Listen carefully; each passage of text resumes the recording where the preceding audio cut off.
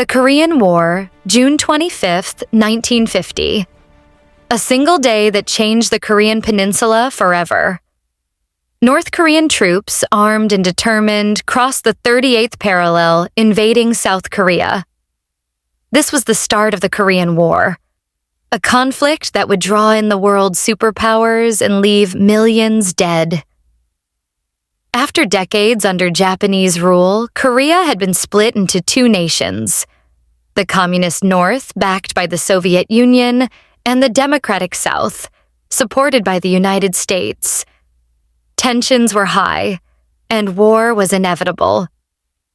North Korean forces quickly captured Seoul, pushing South Korean troops to the southeastern corner, known as the Pusan Perimeter. It seemed all hope was lost for the South. But then came a daring counterattack. Under the leadership of General Douglas MacArthur, UN forces executed the famous Inchon Landing in September 1950, striking behind enemy lines and recapturing Seoul. Momentum shifted. For a moment. UN troops pushed north toward the Yalu River, dangerously close to China. Alarmed by the presence of foreign troops on its border, China entered the war in October 1950, sending hundreds of thousands of troops into Korea. The tide turned once again, and Seoul changed hands for a second time. By 1951, the war became a deadly stalemate. Trenches lined the 38th parallel. Months turned into years, with heavy casualties and little change in territory. Peace talks began, but fighting dragged on until July 27, 1953. An armistice was signed. Korea remained divided, and a heavily fortified demilitarized zone, the DMZ, became the world's most tense border. The war had claimed over 2.5 million civilian lives and millions of soldiers, leaving a scar that still shapes the Korean peninsula today. Though the war ended decades ago, its legacy remains.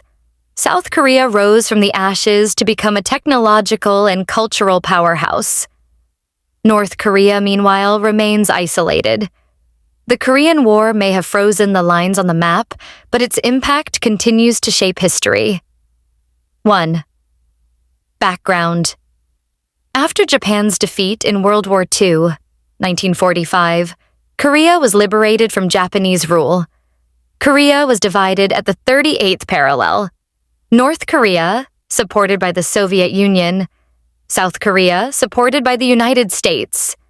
Political tensions and competing ideologies, communism versus democracy, made conflict inevitable. 2. Outbreak of the war date, June 25, 1950. Event: North Korean troops, led by Kim Il-sung, crossed the 38th parallel into South Korea. Objective: North Korea aimed to reunify Korea under communist rule. 3. Early North Korean advances. North Korean forces captured Seoul, the South Korean capital, within 3 days. South Korean army was ill-prepared and pushed back to the Pusan Perimeter, southeastern corner of Korea. Situation looked dire for South Korea. 4. UN and U.S. involvement. United Nations, led by the U.S., sent forces to assist South Korea. General Douglas MacArthur led a counteroffensive. Inchon Landing, September 1950. Brilliant amphibious attack behind enemy lines, recapturing Seoul. 5. Counteroffensive and Chinese intervention. UN forces push North Koreans back toward the Yalu River, border with China. China, fearing UN forces near its border, intervened in October 1950 with hundreds of thousands of troops. Chinese forces pushed UN troops back, recapturing Seoul briefly. 6. Stalemate. By mid-1951, the war became a stalemate near the 38th parallel. Trench warfare similar to WWI. Heavy casualties, little territory change. 7. Armistice and aftermath. Date: July 27, 1953. Result: Armistice signed, but no formal peace treaty. Korea remained divided at the 38th parallel. Casualties: about 2.5 million civilians dead or missing. Over 1 million soldiers killed or wounded. Establish the Demilitarized Zone, DMZ, one of the most fortified borders in the world. 8. Significance. First hot war of the Cold War between communism and democracy. Set the stage for U.S. military involvement in Asia. Long-term impact.